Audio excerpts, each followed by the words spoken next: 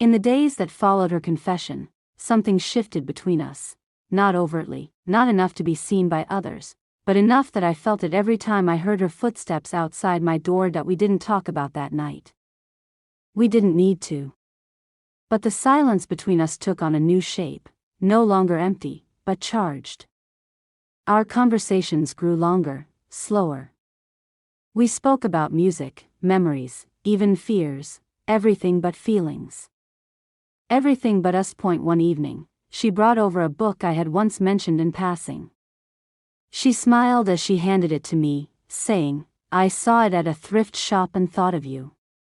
It was a small gesture, but it unraveled something in me. That I started noticing the little things more. How she tucked her hair behind her ear when nervous, how her laughter came easier when she was away from her husband, how she always lingered by the door, as if deciding whether to leave or stay. Still, we maintained the boundary. Polite. Careful. But fragile. One night, a storm swept through our town. The power flickered, then vanished completely. I lit candles, the house bathed in flickering amber.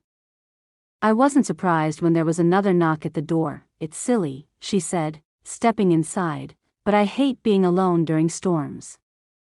We sat on the floor, backs against the couch, wrapped in an old quilt.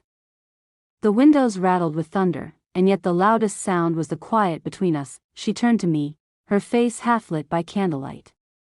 "You make it easy to forget everything else." My breath caught. The moment hung there, teetering between friendship and something more. That I didn't move. Neither did she, but her hand brushed mine, deliberately, this time. And I didn't pull away. She leaned in slightly, eyes searching mine. For what? I'm still not sure. Permission, perhaps.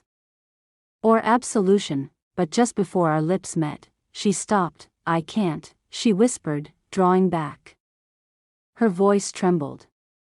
"If I cross that line, I lose who I'm trying to become."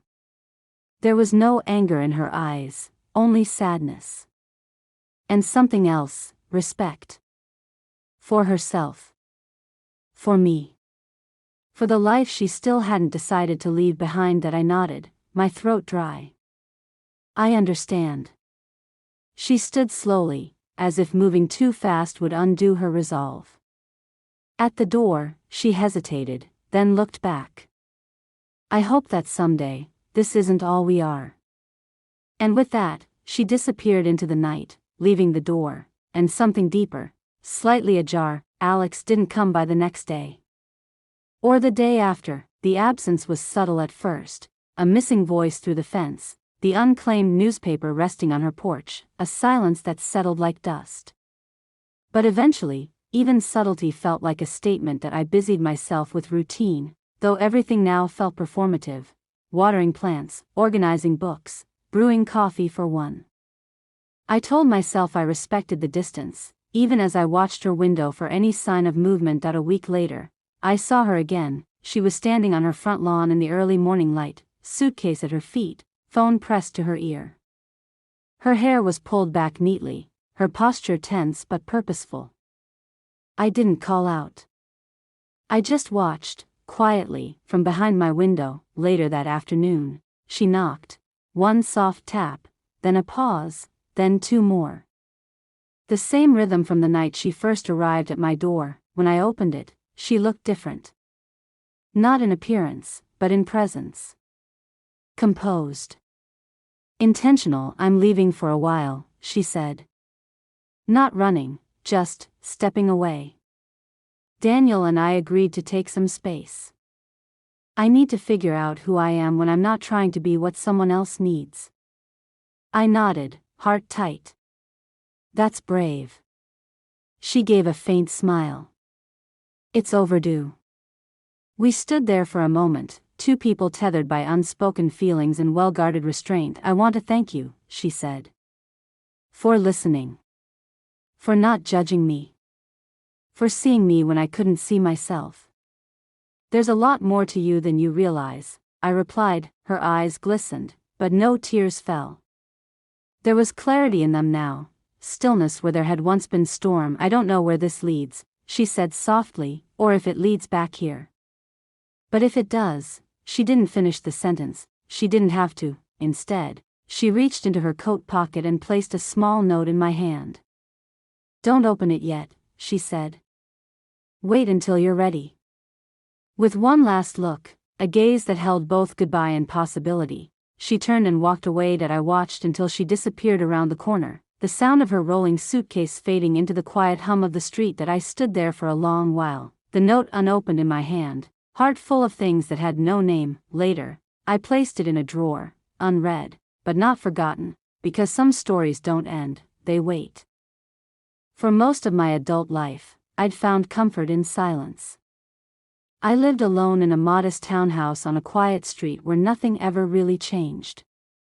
The kind of neighborhood where the sound of a lawnmower on Saturday morning was as thrilling as it got. Peaceful, predictable, until Alex moved in next door. Alex was the kind of person who didn't demand attention but somehow drew it anyway. Tall, composed, with the sort of gaze that held questions instead of answers. She moved in with her husband, Daniel, just over a year ago.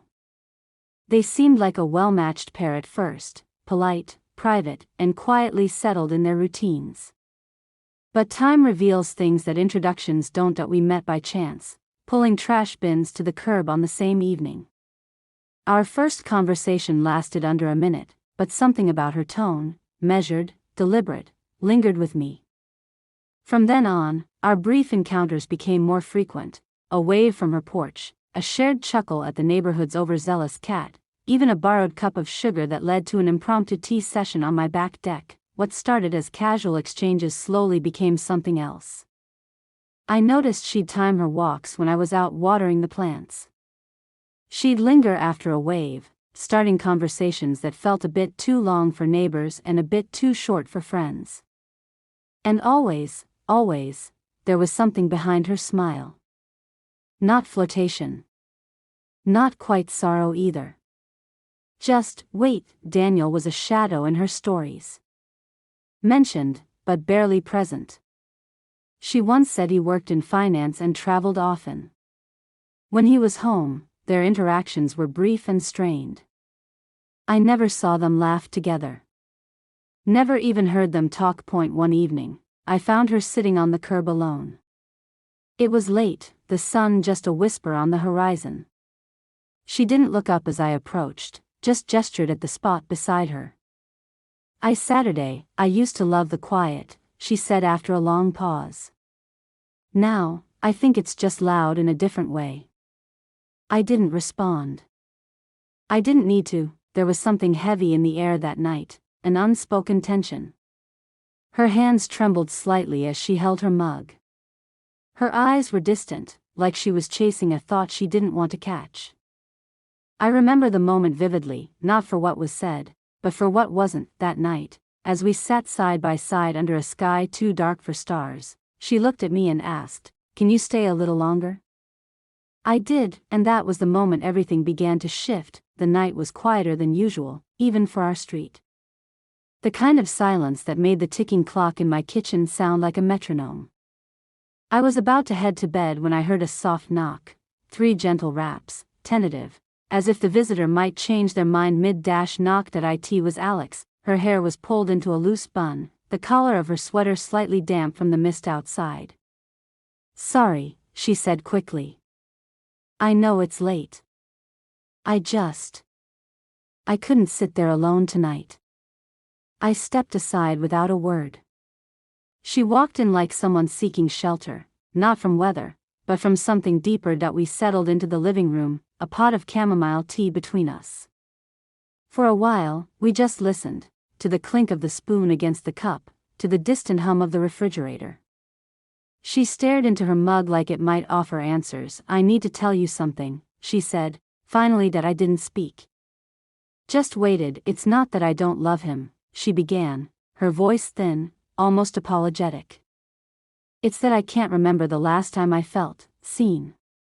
Her confession hung in the room like fog, thick, invasive, inescapable. She spoke slowly, choosing her words like stepping stones over a fragile river. "A few months ago, I started talking to someone online. Just words at first. Someone who asked how I was, not what I did, or what I cooked for dinner. Someone who remembered my favorite poems. I nodded, not in approval, but in understanding. It never got physical, she continued. But it felt worse in some ways. Because I wanted it to. She looked up at me then, her eyes rimmed with guilt but also something else, relief, maybe. Like saying it out loud made it real and manageable. I ended it. Blocked him. Deleted everything. But the feeling didn't go away. That ache, like I'm slowly disappearing in my own life. I could feel my own pulse in my throat. Not because I was shocked, but because I recognized the sentiment. That desperate longing to be understood, to be wanted, not out of obligation, but out of choice. Alex leaned back against the couch, eyes closed. Sometimes I wonder if love is just someone remembering the version of you that you miss. Her words landed in a place I hadn't visited in a long time. That we sat there, breathing in the shared silence. No judgment. No absolution. Just two people momentarily suspended between right and wrong. Then she asked, softly, "Have you ever loved someone you shouldn't have?" I didn't answer, and maybe she didn't need me to.